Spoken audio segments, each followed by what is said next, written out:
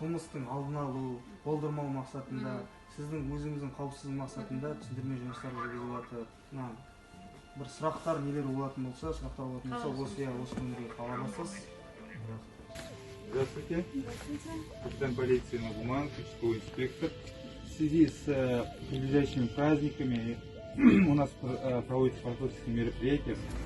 Я оставлю вам свои данные полностью. Если что, пожалуйста, позвоните на наш номер сразу по сотовому телефону и незамедлительно мы приедем. Спасибо.